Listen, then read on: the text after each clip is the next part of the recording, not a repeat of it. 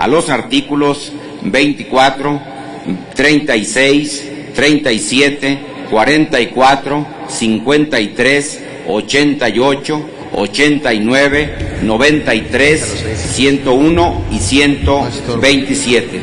En el uso de la palabra, señor senador Zoé Robledo Aburto. Muchas gracias, senador presidente.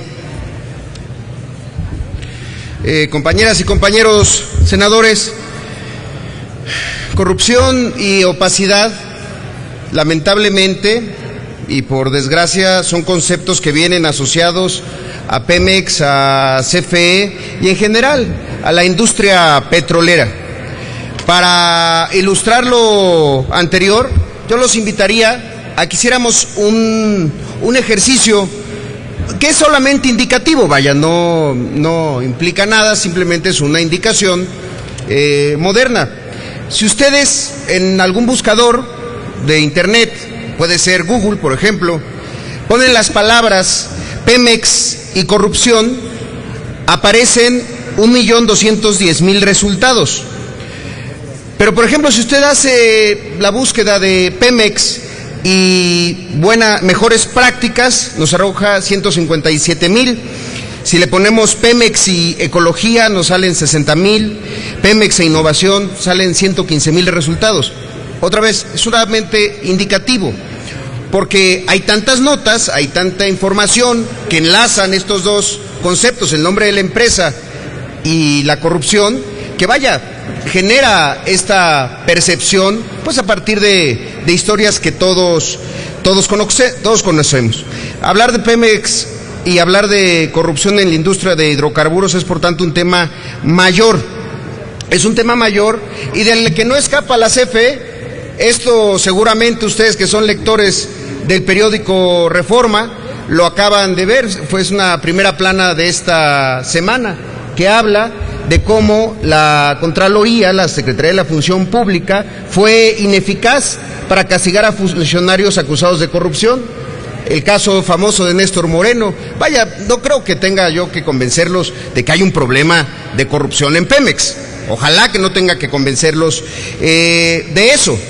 Yo creo que es difícil pensar en otra empresa pública o privada incluso de nuestro país que en su historia 2 de sus directores hayan pasado por la cárcel o algunos de sus directores estén inhabilitados. Eso me parece que es muy grave.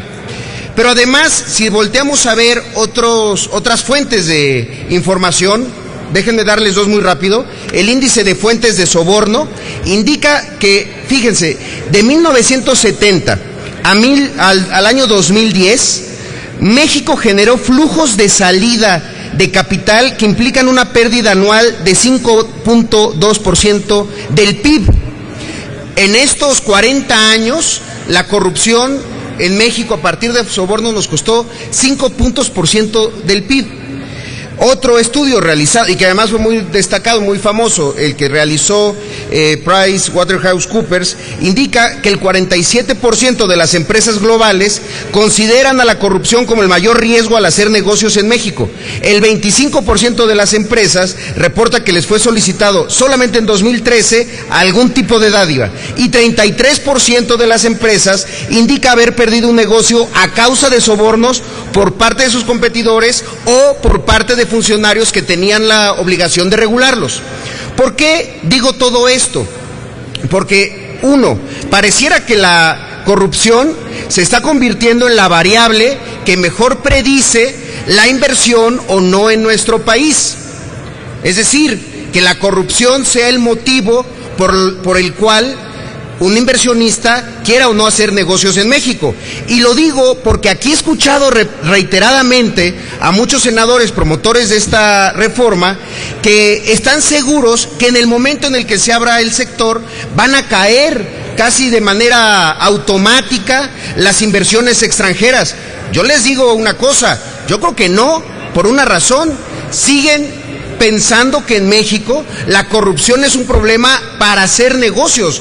La corrupción es un problema porque no genera un ambiente en el cual se puedan desarrollar las empresas. Uno hubiera imaginado que conociendo todos estos antecedentes, conociendo estos hechos, pues a la hora de regular el tema de la transparencia y la corrupción para este nuevo modelo de apertura, pues se iban a intentar corregir un montón de problemas. Pero resulta que a la lectura de este dictamen no es así. Déjenme darle 6 ejemplos y solo los enumero. Primero, hay un enfoque totalmente excesivo en la publicación de datos y no en la publicación de información. Aquí hay senadores que se han metido mucho ese tema, al asunto del Parlamento abierto, y saben que hay una enorme diferencia entre publicar datos y publicar información. Segundo, no se establecen objetivos y métricas claras que permitan evaluar la actuación tanto de las empresas que van a estar en este ambiente, y tampoco está claro cómo se va a medir la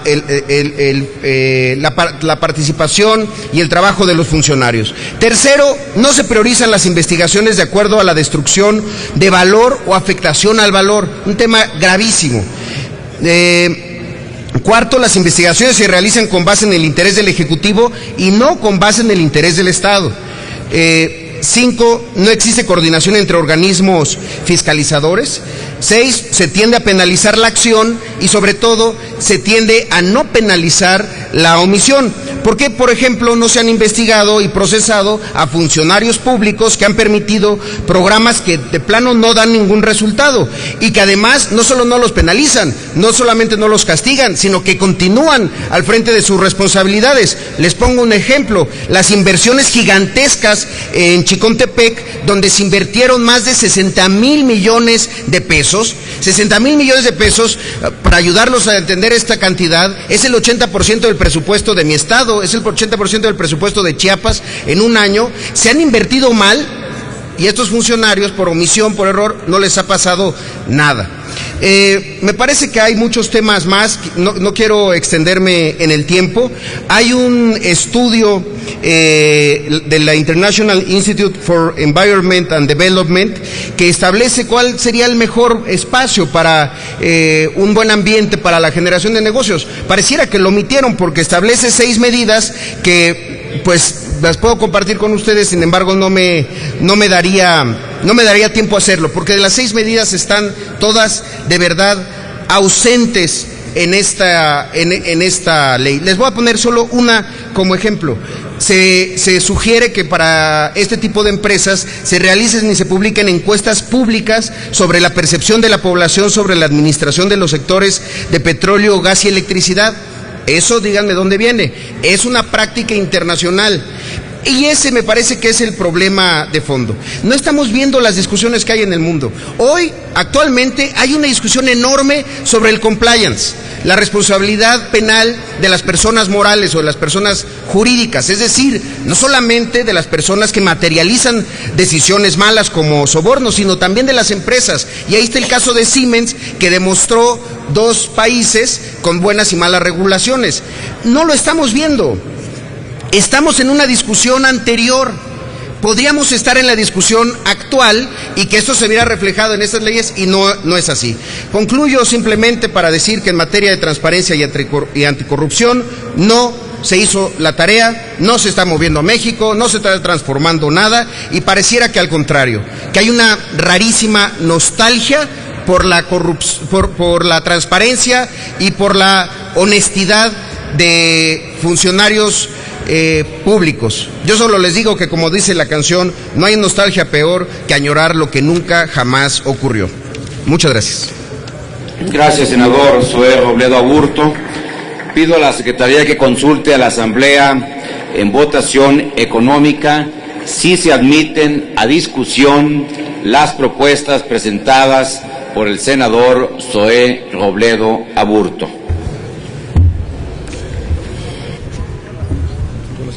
Consulto a la Asamblea si se admiten a discusión las propuestas del senador Zoé Robledo.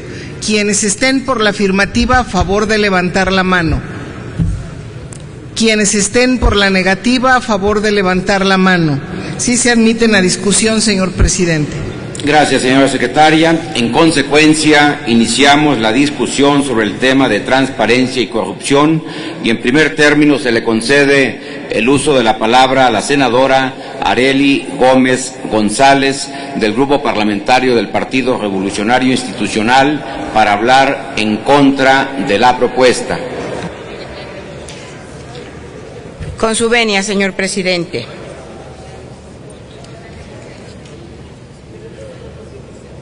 Estoy aquí para hablar a favor del dictamen y en contra de la reserva que nuestro amigo Zoé Robledo, en representación del Grupo Parlamentario del PRD, nos ha manifestado hace momentos.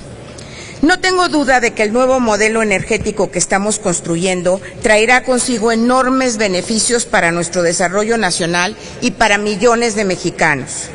Con esta reforma vamos a permitir que México no solo siga utilizando sus hidrocarburos para financiar el presupuesto del sector público, sino que estos recursos se conviertan nuevamente en un insumo estratégico de crecimiento nacional. Uno de los grandes retos a los que nos enfrentamos es que la apertura de nuestra industria energética se lleva a cabo de manera transparente, con firmeza frente a cualquier intento de corrupción. Que quede claro, la apertura a la libre concurrencia, así como la discusión de estas leyes, se dará de cara a la sociedad. La transparencia no es un tema menor, no es una nota al pie, es el eje transversal que va a permitir que este nuevo modelo sea exitoso. En la Ley de Hidrocarburos, que el día de ayer aprobamos en lo general, se dedica todo un capítulo al tema de la transparencia y al combate a la corrupción, en el que se señalan obligaciones puntuales para la Secretaría de Energía, la Comisión Nacional de Hidrocarburos, la Comisión Reguladora de Energía y las empresas productivas del Estado. Con el nuevo régimen jurídico de Petróleos Mexicanos como empresa productiva, se le sujeta obligaciones de transparencia que atienden específicamente al nuevo modelo competitivo que hemos diseñado. Pemex estará obligado a presentar información actualizada sobre su situación financiera, administrativa, operacional, económica, así como de sus riesgos. Que quede claro, en la reforma constitucional de transparencia se señala la obligación de todos los sujetos obligados de tener y publicar indicadores de gestión. Pemex y Comisión Federal de Electricidad no serán la excepción. Esto fue aprobado en el Pleno del Senado de la República, en la reforma constitucional del artículo 6º, y ahí está contenido. Con esta política de máxima publicidad, todos los mexicanos y el gobierno federal estaremos plenamente informados sobre las condiciones operativas de nuestra empresa, pues será obligatorio publicar información que permita conocer su situación real, así como la de sus empresas subsidiarias y filiales. No vamos a publicar únicamente datos, estamos obligados a publicar información. Ya no más casos de corrupción. Sí, senador Zoé Robledo, ya no queremos más casos de corrupción y menos de opacidad en el uso de los recursos que nos pertenecen a todos los mexicanos. En este Senado de la República nos hemos comprometido con la transparencia, con la rendición de cuentas, y así estamos actuando. Lo que en este momento no está incluido en la Ley de Hidrocarburos por ser una ley especial, estará contenido en la Ley General que estaremos próximamente aprobando de transparencia, así como en las modificaciones a la Ley Federal, todo esto siguiendo los lineamientos del artículo 6º constitucional. Por eso, en las licitaciones y contratos de exploración y extracciones se señalan medidas para garantizar la transparencia. Existirá un mecanismo de pesos y contrapesos entre las dependencias responsables del diseño, licitación, administración, técnica y fiscal de los contratos y asignaciones. Los procedimientos de contratación se llevarán a través de licitaciones, por lo que bajo ninguna circunstancia se contemplan asignaciones directas.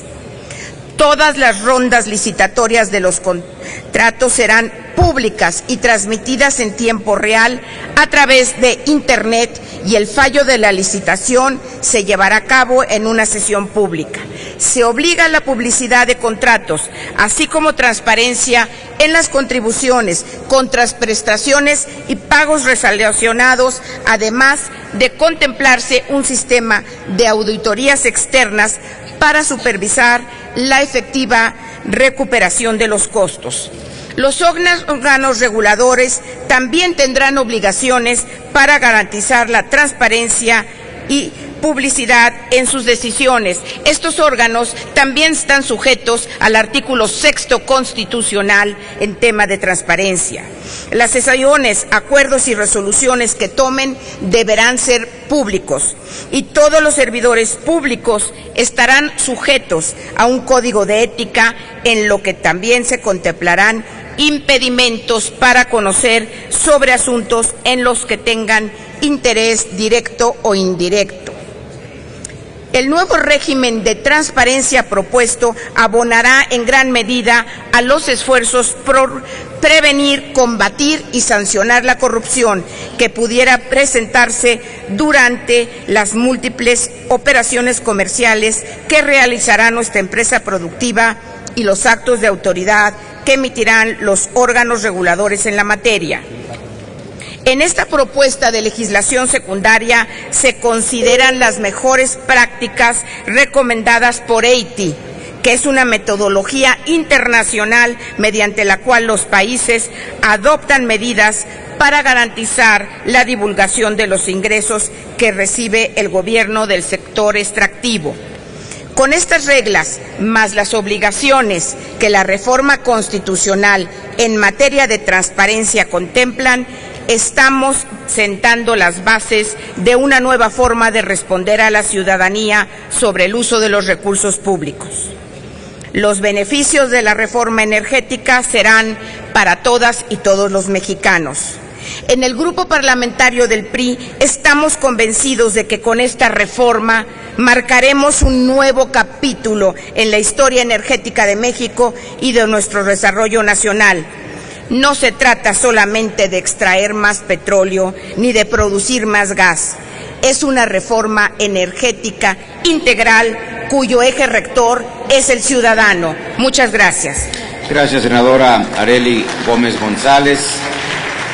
A continuación se le concede el uso de la palabra al senador Adán Augusto López Hernández del Grupo Parlamentario del Partido de la Revolución Democrática para hablar en pro de la propuesta y en contra del dictamen.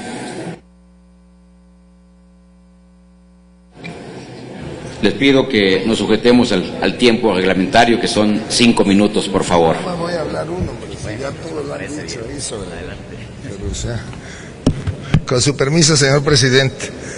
Imagínense ustedes hablar de corrupción en Pemex y en la Comisión Federal de Electricidad, pues si todo eso huele a podrido desde hace mucho tiempo.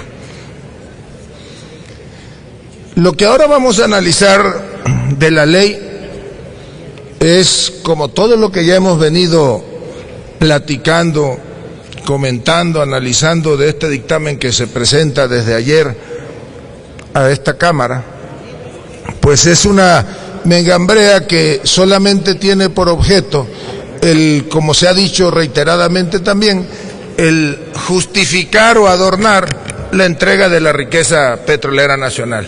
Sí, ya sé que van a salir algunos a decirnos que es el discurso nacionalista, y ayer alguien habló hasta de tesis bolivarianas y bueno, pero no han querido hablarle con la verdad al pueblo de México. ¿Cómo quieren que los mexicanos vayan a tener confianza en la ley que están proponiendo si es una ley que se ha sustentado en la mentira? ¿A poco no vinieron a decir, y lo dijeron desde la campaña y hasta firmaban ahí ante notario los compromisos, donde decía, con la reforma energética va a bajar el precio del gas y de las gasolinas y de la electricidad. Ahora resulta que hasta Cordero ya se dio cuenta y vino aquí de confesor ayer a decir que no, que eso era una mentira, que no iba a bajar de ninguna manera. No puede hablarse verdaderamente de combate a la corrupción en Petróleos Mexicanos y en la Comisión Federal de Electricidad cuando tenemos aquí una ley que contempla de entrada un régimen de excepción. Desde el momento que una ley prevé para los servidores públicos que dice tomen alguna mala decisión, toda una cadena de elusión de responsabilidades, pues desde ese momento se está justificando la corrupción. Miren, el pueblo de México sabe reiteradamente cómo quienes hoy están aquí han malgobernado este país, pero son los que están matando la gallina de los huevos de oro. ¿A poco creen ustedes que no saben quiénes son los que han dirigido a Pemex? ¿A poco creen ustedes que no saben que el PRI y el PAN se aliaron en el asunto del Pemex Gate? Uno para sacar el dinero de Petróleos Mexicanos y Fox, el idiota aquel que con trabajo y sabía hablar, bueno, pues ese se encargó de tapar todo el estercolero. Y así ya se refirieron aquí al asunto de Néstor Moreno, que poco falta que vengan y le develen una placa aquí a la entrada, o de no hablemos de los múltiples casos de corrupción de oceanografía, o de este señor que hemos dicho ya, Mario Ávila, que por cierto por aquí andaba el senador Lavalle, que no nos aceptó una pregunta hace un ratito, pero bueno, pues ese era el principal traficante de los contratos en Petróleos Mexicanos.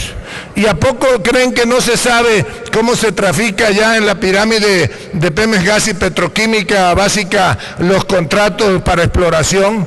¿A poco creen que no se sabe que Halliburton y Schlumberger tienen tarifa por contrato que les asignen de manera directa?